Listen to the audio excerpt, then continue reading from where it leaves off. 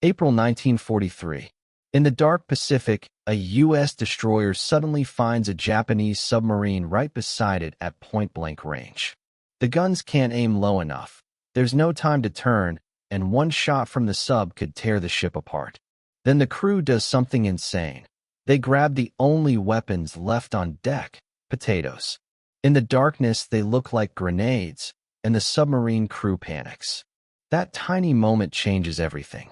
The destroyer finally lines up its guns, opens fire, and what follows becomes one of the strangest and most unbelievable battles of World War II. At 2:18 a.m. on April 5, 1943, the Combat Information Center aboard the USS O'Bannon was quiet, except for the steady hum of radar. Commander Donald MacDonald stood over the display, watching a faint contact crawl across the screen at about 8 knots, roughly 40 miles from the Russell Islands. He was 41, experienced with destroyers, yet he had never taken down a submarine. And the enemy he faced was no small threat. The Imperial Japanese Navy still had dozens of active subs roaming the Solomon Islands, each loaded with Type 95 torpedoes and a deck gun powerful enough to tear a destroyer apart at close range. MacDonald's destroyer squadron had just finished bombarding Japanese positions around New Georgia and was heading back toward Tulagi when the radar contact suddenly appeared. The blip sat at roughly 9,300 yards, slow-moving and still on the surface. The USS O'Bannon, a Fletcher-class destroyer weighing over 2,000 tons, was built for fights like this.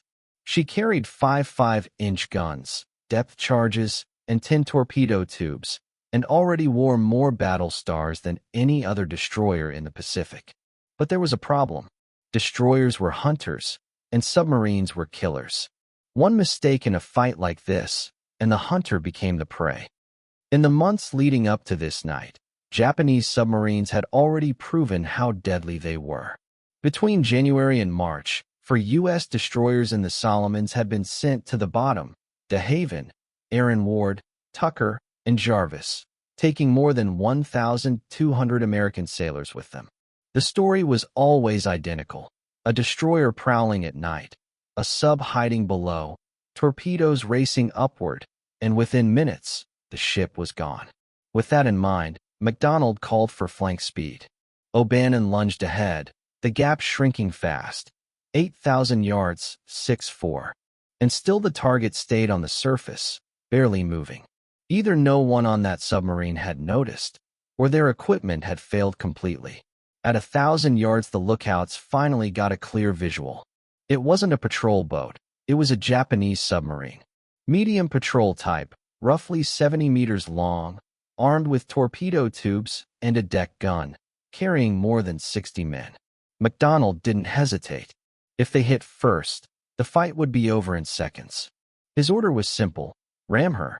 O'Bannon surged forward, climbing toward 35 knots, throwing a white wall of water ahead of her. 500 yards. 300. 200. Then a voice cut through the bridge. What if the sub was laying mines? If they struck a hull full of explosives, the destroyer would vanish in a single blast. MacDonald snapped out a new command and swung the helm hard left. The ship groaned as steel strained against the turn. O'Bannon heeled over, throwing a massive wave that crashed across the Japanese sub's deck. Instead of driving straight into the target, the destroyer slid alongside, barely 70 yards away. That's when MacDonald saw the real danger. Japanese sailors were spilling onto the deck, confused, half awake, staring up at the American ship towering over them, and then sprinting toward their deck gun. If they reached it, one shot at that range could rip O'Bannon open. O'Bannon's guns were helpless. The submarine sat dangerously close, barely 70 yards, maybe even less, and the 5-inch cannons couldn't angle down far enough to fire. The smaller 20mm guns were unmanned, the crew positioned for a standard surface engagement, not a fight at point-blank range. Japanese sailors were sprinting across the deck, racing for the 76mm gun. If they reached it, a single shot could tear straight through O'Bannon's thin armor, detonate the forward magazine, and wipe out everyone in the bow. McDonald ordered engines ahead, trying to create distance, but a 2,000-ton destroyer couldn't pivot quickly. The submarine remained parallel, relentless, and terrifyingly close. The submarine remained stubbornly alongside, close enough that a sailor could almost toss a wrench across and hit it. On O'Bannon's deck, crewmen grabbed anything within reach: wrenches, spanners, even coffee mugs, anything to slow the Japanese from reaching their deadly deck gun. Then someone yanked open a storage locker near the forward deckhouse. Inside were sacks of potatoes, part of the ship's food supply. And suddenly, an audacious plan formed. It might buy them 30 precious seconds, or it could get them all killed. Seaman First Class Ambrose Harden seized the first potato, round, solid, and about the size of a hand grenade. Harden hurled the potato at the nearest Japanese sailor sprinting toward the deck gun. It struck him squarely in the shoulder. The man froze, eyes wide, staring at the brown object rolling across the deck before ducking for cover. Immediately, other sailors on O'Bannon joined in, flinging potatoes one after another. The Japanese crew skidded to a halt, dodging wildly, picking up the potatoes, turning them over in disbelief, then tossing them back or heaving them into the dark water. In the chaos, they were convinced these had to be grenades. What else would Americans possibly throw in the middle of a battle? In shape, size, and weight, the potatoes weren't far from a real grenade. At 70 yards in the darkness, a standard potato and a Mark II fragmentation grenade could be mistaken for each other.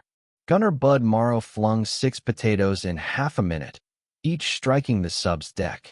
The Japanese sailors scrambled, tossing them overboard or back toward the Americans, but none made it to the deck gun. The 76mm cannon remained silent, unmanned. From the amidships searchlight platform, George Starkey had a perfect view of the chaos. He watched as Japanese sailors panicked, flinging potatoes into the black water, bracing for explosions that never came. The entire scene was utterly surreal. A destroyer battling a submarine with nothing but vegetables. It sounded impossible. McDonald used every second the potatoes bought him. Engines ahead full, O'Bannon surged forward, slowly increasing the distance. 80 yards, 100, 150. Potatoes flew relentlessly, while the Japanese sailors dodged and panicked, still convinced they were grenades. By the time the range reached 200 yards, McDonald called off the potato assault. The 5-inch guns could finally depress enough to fire. Gun crews swung the barrels down, loaded high-explosive shells, and prepared to strike, while the submarine remained on the surface, still parallel, and the enemy continued tossing potatoes into the sea. "Commence firing," McDonald ordered. Gun number 2 roared first, sending a 5-inch high-explosive shell screaming toward the submarine. It struck the conning tower directly, ripping through the pressure hull. Shards of metal flew across the deck as Japanese sailors scrambled, diving for the hatches. Gun number 4 followed, striking the deck gun mount. The 76mm cannon exploded, sending debris skidding into the water. This was real, devastating damage, the kind potatoes could never achieve. The submarine's captain had no choice. He ordered a crash dive, plunging the bow beneath the waves in a desperate bid for survival. Water surged across the forward deck as the bow slipped under. Men were still topside. Some reached the hatches, others didn't. The submarine vanished quickly. McDonald swung Onan hard to starboard, lining her up over the swirl of churning water where the U-boat had gone down. Depth charge crews were already in position. 6 K-type charges, each packed with 300 pounds of Torpex, were set to detonate at 75 feet. Below them, the submarine clawed for depth, desperate to reach 150 feet and slip beneath the blast pattern. But the hit to the conning tower had crippled her. Something vital was failing fast. Oil bubbled to the surface, dark streaks twisting through the white foam. McDonald gave the order, drop depth charges. 3 massive K-type charges slid off the stern racks, hit the water, and sank into position. The pattern was precise, straddling the submarine's last known location. 5 seconds, 10:15. Then the ocean erupted. 3 towering columns of water shot nearly 200 feet into the air. The shockwave slammed into O'Bannon's hull, rattling every plate and rivet, forcing sailors to grab handrails to keep their footing. When the roar subsided, the sea settled into a deadly calm, oil spreading across the surface, and debris, wood, fabric, personal belongings, bobbing in its wake. There were no survivors, no submarine resurfacing, only oil and scattered wreckage marking the battle's end. MacDonald studied the debris, questioning whether they had truly sunk the vessel or if it had somehow limped away, damaged. In 3 days, another American destroyer would provide the answer. At 6 a.m. on April 5th, dawn broke over the Solomon Islands. O'Bannon's crew stood down from battle stations. The radar screen was empty. No contacts, no surface threats, just the open ocean and the dark slick left behind. Ernest Harrer gazed at the potato locker, now half empty. Roughly 60 potatoes remained. The rest had either landed in the sea or rolled across the deck of a Japanese submarine. He had thrown for himself. He never imagined he'd be fighting a war with vegetables. By 8 a.m., Commander MacDonald filed his action report. Contact made at 2:18 a.m. Guns fired at 2:30. Depth charges dropped at 2:35. The report claimed 1 submarine damaged or possibly sunk, oil and debris observed, but no confirmed kill. And there was no mention of potatoes. How could there be? Who would believe it? A Fletcher-class destroyer, armed with 5-inch guns and depth charges, had just used the ship's food supply as a weapon. It sounded absurd, even to MacDonald, yet the crew knew the truth. By breakfast, word had already spread through the ship. The cook who had first opened the storage locker became an instant legend aboard the ship, and the sailors who had hurled potatoes received hearty backslaps and congratulations. Before long, the crew began calling it the Great Potato Battle, and the name stuck. By 2 p.m., O'Bannon arrived at Tulagi Harbor, where the destroyer USS Strong was already in port under the command of Commander Joseph Wellings. Strong had been part of the same nighttime bombardment operation, standing by during O'Bannon's encounter, watching on radar, and witnessing the depth charge explosions. That afternoon, Wellings came aboard to meet with MacDonald and discuss the engagement in detail. MacDonald recounted the entire engagement, the daring close approach, the split-second decision to ram, the sharp turn, and the guns that couldn't depress low enough to fire. Then he paused and mentioned the potatoes. Wellings stared, momentarily speechless, before asking him to repeat it. MacDonald did, describing how the crew had hurled potatoes to keep Japanese sailors away from their deck gun, buying precious seconds to gain range and bring the 5-inch guns to bear. Wellings didn't laugh. He had seen enough combat to understand that desperation often led to unconventional solutions. Together, the two captains studied the charts. The submarine had been heading southwest when attacked, likely attempting to return to Rabaul. If the submarine had survived O'Bannon's depth charges, it was certain to be damaged, leaking, and moving slowly, vulnerable. 2 days later, on April 7th, O'Bannon and Strong patrolled northwest of the Russell Islands, in the same waters but under a different night sky. At 8 p.m., Strong's radar picked up a faint surface contact, 7,000 yards out, moving at barely 4 knots. Commander Wellings ordered Strong to investigate, with O'Bannon following close behind. The distance closed, 5,000 yards, 3,000. Lookouts on Strong identified the target, a Japanese submarine, the same medium Roro class as before, and clearly damaged, trailing oil across the water. It was RO-34, the very same vessel that had barely escaped O'Bannon's depth charges 2 nights earlier, limping underwater after emergency repairs. The submarine struggled to reach Rabaul on the surface, just 600 meters away, but heavily damaged, she had no chance. Strong opened fire from 2,000 yards, unleashing 5-inch high explosive shells. The first salvo struck the pressure hull directly, 3 hits in rapid succession. Metal groaned, and the conning tower buckled.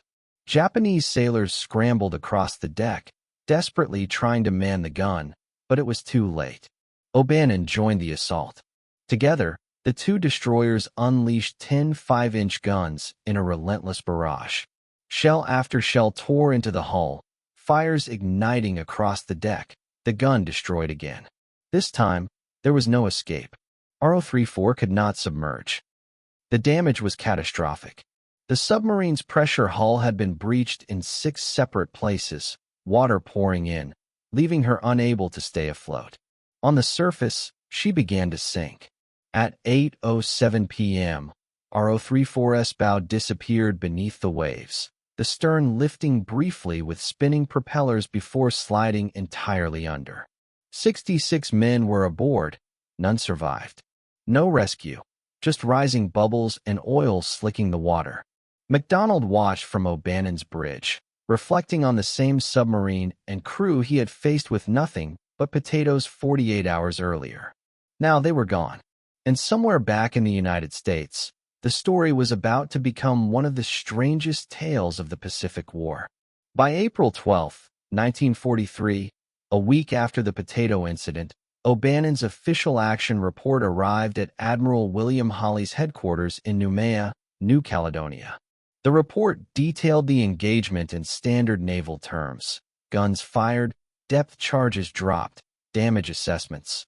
But, unsurprisingly, there was no mention of potatoes. Meanwhile, sailors wrote letters home, as they always did, and some couldn't resist sharing the strangest detail of the battle. They had thrown actual potatoes at a Japanese submarine. The letters passed through Navy censors, who read them, chuckled quietly, and then sent them on. What military secret could a potato possibly reveal? By early May, the letters had made their way across the United States. Families read them, neighbors whispered the story, and local newspapers began reporting it. Small-town papers in Maine and Massachusetts ran headlines like "Local Sailor Fights Submarine with Potatoes" and "Navy Destroyer Uses Vegetables as Weapons." The tale spread quickly, catching the attention of larger publications. The Boston Globe covered it, and even the New York Times mentioned the bizarre engagement. By late May, half the country knew about USS O'Bannon and the so-called potato battle, and with each retelling, the story grew even wilder. Some accounts even claimed the potatoes had actually sunk the submarine, while others suggested the Japanese sailors believed they were bombs. By early June, the Maine Potato Growers Association had caught wind of the story. They convened an emergency meeting in Presque Isle to discuss the publicity potential. Maine potatoes had seemingly fought in combat, saving American lives, and the marketing opportunity was too good to ignore.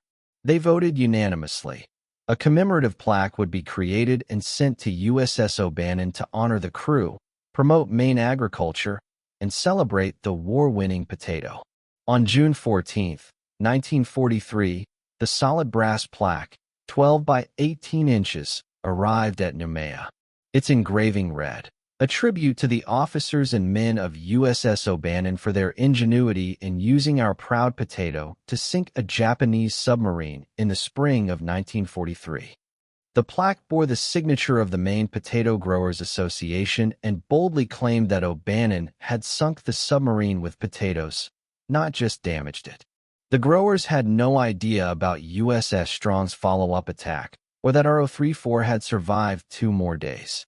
They had only read the newspaper versions, simplified stories that made for better headlines. The crew mounted the plaque near the mess hall. Sailors passed it daily, some smiling, some rolling their eyes, but no one corrected it. If Maine wanted to believe a submarine had been defeated by vegetables, that was fine. The war had bigger problems. By August, Reader's Digest ran a 6-page feature, illustrated, titled "The Navy's Strangest Battle." It described O'Bannon charging at full speed, Japanese sailors caught asleep, the daring turn, potatoes flying across the deck, panic erupting, and submarines sinking, making it sound like a Hollywood spectacle. Commander McDonald, back at Pearl Harbor for maintenance. Read the article in September. He flipped through it twice, shaking his head. This was not how it had really happened. The potatoes had done one thing only, buy precious time. The real destruction came from the 5-inch guns and depth charges. McDonald spent years telling the truth. Yes, potatoes had been thrown, but they hadn't sunk the submarine. RO-34 had survived, and USS Strong had finished the mission 2 days later. Some people listened. Most preferred the legend. The story continued to grow, with new versions claiming the Japanese had abandoned ship or that the submarine had surfaced, flooded and helpless. For the next 40 years, McDonald worked to correct the record. Meanwhile, O'Bannon pressed on through the war, seeing real combat in Kula Gulf, Kalambangara, and Vella La Vella. O'Bannon earned more battle stars and sank more Japanese ships, real victories with real weapons. Yet none of those engagements received commemorative plaques from agricultural associations, nor did they make it into Reader's Digest. By 1944, the legend of the potato battle had spread throughout the Pacific Fleet. Most sailors didn't believe it. Some did. Back in the United States, potato sales likely soared. Meanwhile, at Imperial Japanese Navy headquarters in Rabaul, Vice Admiral Junichi Kosaka reviewed casualty reports from the Solomon Islands campaign. Submarine losses were mounting. I-18 in February, RO-34 in April, RO-102 in May. 3 submarines, 212 men, all lost. The Americans were becoming increasingly lethal in anti-submarine warfare. With improved radar, enhanced sonar, and more effective depth charge patterns, American destroyers like O'Bannon became relentless hunters. Japanese submarines that had once operated freely now struggled to survive. Fast, aggressive, and lethal, O'Bannon prowled the Solomons with deadly efficiency. Vice Admiral Kosaka had no idea that one of these kills had involved potatoes. The official action reports from RO-34's final patrol recorded only standard combat, destroyers, gunfire, and depth charges. The potato detail existed purely in the American narrative. Through July and August, O'Bannon carried out patrols, screened other ships, conducted shore bombardments, and provided anti-aircraft support.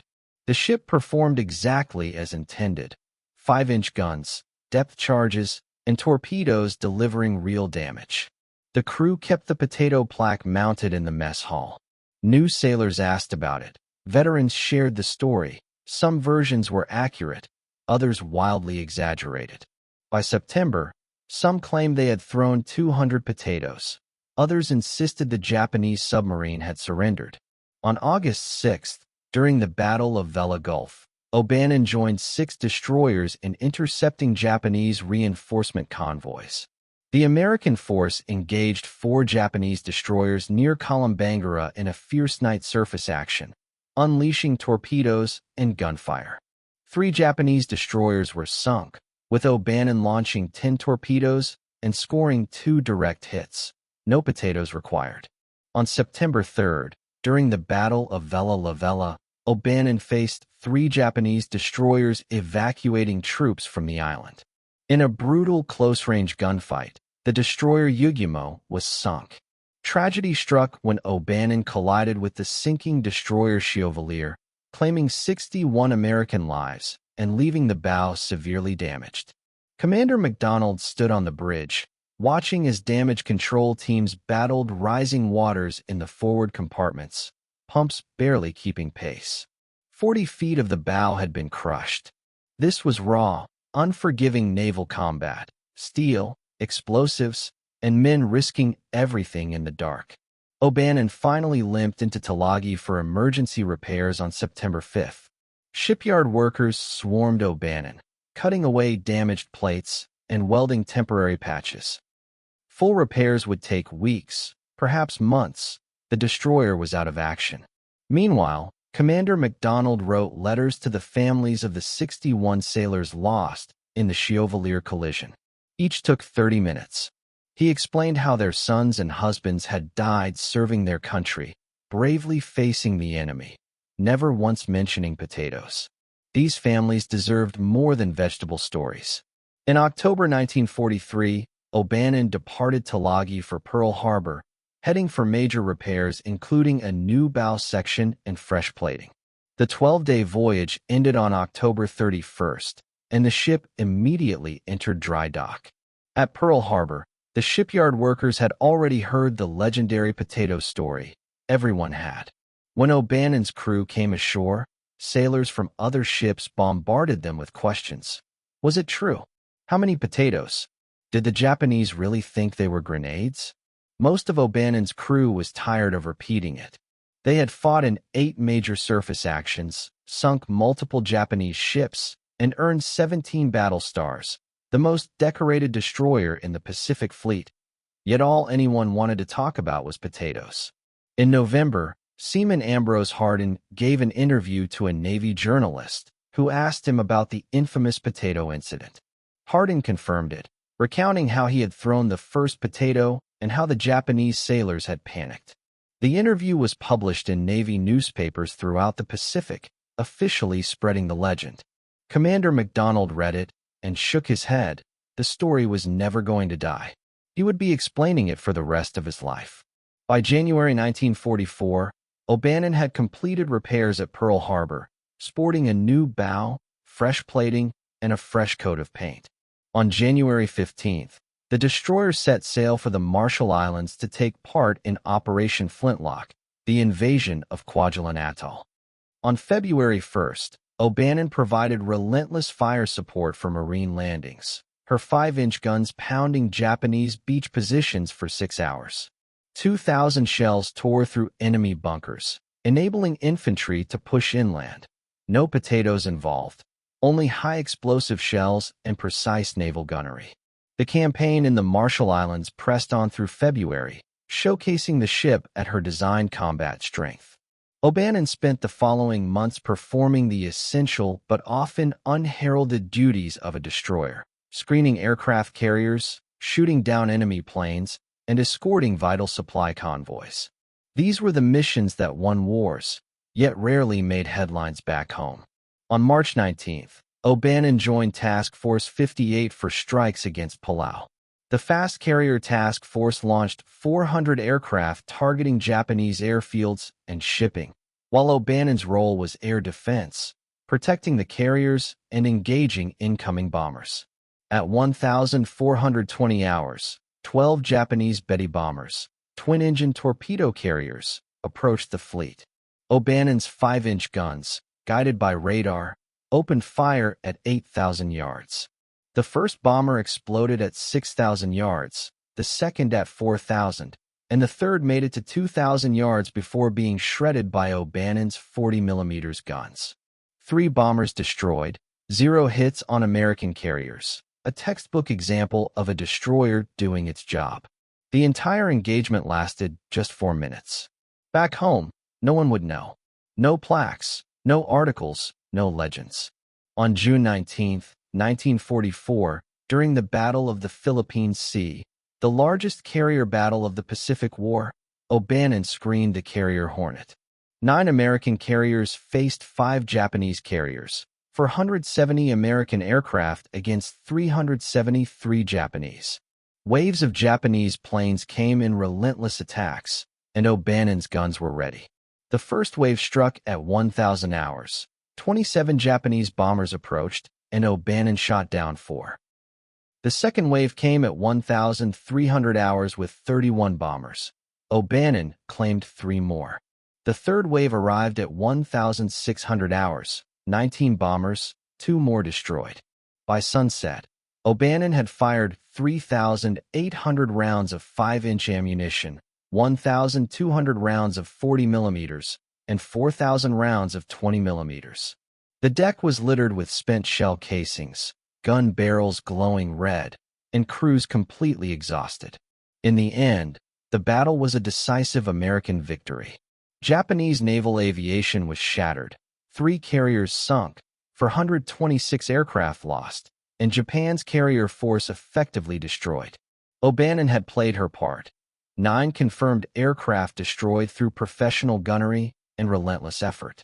In October 1944, During the Battle of Leyte Gulf, O'Bannon joined 7th Fleet destroyers at Surigao Strait, witnessing history in the making during the last battleship-to-battleship engagement.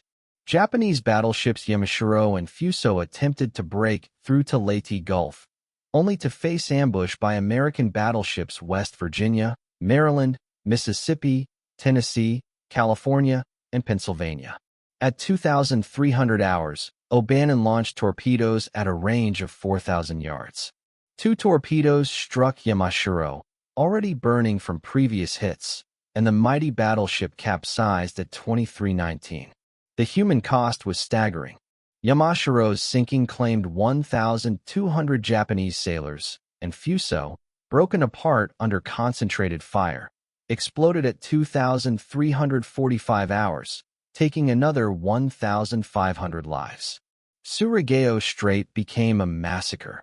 American battleships and destroyers annihilated an entire Japanese force. O'Bannon contributed with 2 torpedo hits and flawless destroyer tactics, the kind Admiral Nimitz would cite in official after-action reports. By November 1944, O'Bannon had earned 17 battle stars, more than any other destroyer in the Pacific Fleet. From Guadalcanal to Kula Gulf, Vela La Vela, the Philippine Sea, and Leyte Gulf, the ship had seen real combat, fired thousands of rounds, and destroyed dozens of enemy vessels and aircraft. Recognition was coming. In December 1944, at Pearl Harbor, Admiral Chester Nimitz reviewed Pacific Campaign performance records, evaluating battle stars, enemy ships sunk, aircraft destroyed, and casualties taken. O'Bannon stood out. 17 battle stars, the highest of any U.S. Navy destroyer. From the first naval battle of Guadalcanal to damage inflicted on Battleship High, engagements with 3 submarines, the destruction of 23 aircraft, and the sinking of 4 Japanese destroyers. 32 months of continuous combat operations had cemented O'Bannon's legendary service. Admiral Nimitz signed the recommendation, the Presidential Unit Citation, the Navy's highest honor for a ship displaying extraordinary heroism in action against the enemy. O'Bannon met every criterion: performance, courage, results. On January 5, 1945, the award became official. The citation recognized the ship and crew for Guadalcanal, surface actions, air defense, submarine engagements, and professional conduct under fire. There was no mention of potatoes. Commander MacDonald received the news while at sea, screening carriers off Luzon. He read the citation over the ship's intercom to 290 men, a crew that spanned veterans from Guadalcanal to fresh replacements. Every sailor had earned this recognition. The war pressed on. In February, O'Bannon bombarded Yuma, supported marine landings, and delivered naval gunfire for 3 weeks, firing 8,000 rounds and neutralizing Japanese positions, standard destroyer work, but the kind that won islands. From April through June, during the Okinawa campaign, O'Bannon joined the radar picket line, the Pacific's most perilous assignment. Positioned 50 miles from the fleet, these destroyers provided early warning against kamikaze attacks, a frontline shield for thousands of men and ships. Japanese kamikaze attacks came in relentless waves, hundreds of planes diving toward the fleet. O'Bannon's crew stood firm, shooting down 11 kamikazes at Okinawa. Radar-directed fire, proximity-fused shells, and the new Mark 32 fire control system worked flawlessly. Her 5-inch guns could track enemy aircraft at 12,000 yards, engage at 8,000, and destroy at 4,000. A testament to professional anti-aircraft gunnery. 16 destroyers were lost on radar picket duty at Okinawa. O'Bannon survived, a combination of training, skill, and luck. Her crew called her Lucky O, not for potatoes, but for bringing every sailor home through every major engagement. On August 15, 1945, Japan surrendered, and the war was finally over. After 40 months at sea, O'Bannon had steamed 218,000 miles, fired 43,000 rounds of 5-inch ammunition, launched 90 torpedoes, shot down 34 aircraft, and engaged 8 Japanese surface ships and 3 submarines. On September 2, Tokyo Bay, Admiral William Hawley personally selected O'Bannon to escort the battleship Missouri during the surrender ceremony. His message was clear. He wanted the most decorated destroyer in the Pacific Fleet present, the ship that had fought from Guadalcanal to Japan's doorstep. Anchored 400 yards from Missouri, Commander MacDonald stood on the bridge, witnessing Japanese officials sign the surrender documents, and the Pacific War officially ended. Commander Donald MacDonald had led O'Bannon for 37 months, longer than any other destroyer captain in the Pacific War. He survived when more than 800 other destroyer skippers were killed or relieved. In October, the Navy promoted MacDonald to captain and assigned him command of a cruiser, ending his tenure aboard O'Bannon in November. His successor, Commander Ralph Heward, was a capable and experienced officer, but he had not been present for Guadalcanal, nor for the infamous potato incident. O'Bannon sailed from Tokyo Bay to San Francisco in November, arriving December 2. The crew went on leave, many scheduled for discharge within weeks, as the Navy began decommissioning and placing ships in reserve. The war had ended. Despite the drawdown, the brass potato plaque remained in the mess hall, still proclaiming that O'Bannon had sunk a Japanese submarine with ordinary vegetables. That legend, more enduring than the ship itself, would outlast O'Bannon by decades. On March 19, 1946, USS O'Bannon was officially decommissioned at San Diego. The crew was discharged, and the destroyer was towed to the reserve fleet, mothballed, sealed, and preserved, just one Fletcher-class destroyer among many. The fate of the potato plaque is uncertain. Some accounts claim it remained mounted in the mess hall when the ship was sealed, becoming a silent witness to one of the Navy's most unusual stories. It's said that a crew member may have taken the plaque home. The Maine Maritime Museum displayed a matching plaque until the 1970s. Then it vanished. Lost, stolen, nobody knows. Donald MacDonald retired from the Navy in 1953, a captain with 2 Navy Crosses, 3 Silver Stars, 2 Legions of Merit, and 2 Bronze Stars, the most decorated destroyer commander of World War II. He settled in California, raised a family, and worked in defense contracting. For the next 40 years, journalists, historians, and veterans groups asked about the potato story. Each time, he gave the same answer. The potatoes bought us time, nothing more. USS Strong sank that submarine 2 days later. The potatoes hadn't destroyed anything. The truth was far less sensational. But nobody cared. The legend was stronger than reality. Newspapers ran with it. Destroyer sinks submarine with potatoes. Reader's Digest reprinted the story in 1952, Coronet magazine followed in 1953, and each retelling grew more dramatic. Commander MacDonald passed away in 1995, aged 93. His Los Angeles Times obituary mentioned only the potato incident. Guadalcanal, the presidential unit citation, 17 battle stars, none of it. USS O'Bannon remained in the reserve fleet until 1970, when the Navy finally struck her from the register. USS O'Bannon was sold for scrap in 1971, cut apart, melted down, recycled. The most decorated destroyer of World War II became nothing more than steel beams and rebar. Yet the crew who lived on remembered the legend. Seaman First Class Ambrose Hardin survived until 2006, giving interviews in the 1990s, confirming he had thrown the first potato and that the Japanese had panicked, thinking they were grenades. Gunner Bud Morrow passed in 2009, George Starkey in 2012, Ernest Harrer in 2003. Each shared the potato story in their final years, keeping the improbable tale alive for generations. Not the way the newspapers reported it, but it really happened. The story endures because it's strange, because it's funny, because amid a war that claimed 60 million lives, one moment of absurd improvisation stands out.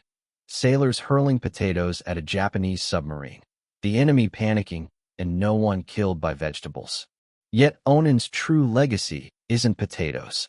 It's 32 months of relentless combat, 17 battle stars, a presidential unit citation, 8 major surface actions, 34 enemy aircraft destroyed, and 290 men who served, 229 who returned home. These sailors fought with 5-inch guns, depth charges, torpedoes, and professional naval tactics, and that is the real story.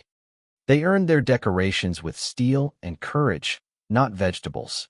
The potatoes were just 30 seconds out of 32 months, a footnote, a legend, a story that grew too big to die. If this story moved you the way it moved us, hit that like button. Every single like tells YouTube to share this story with more people. Subscribe and turn on notifications.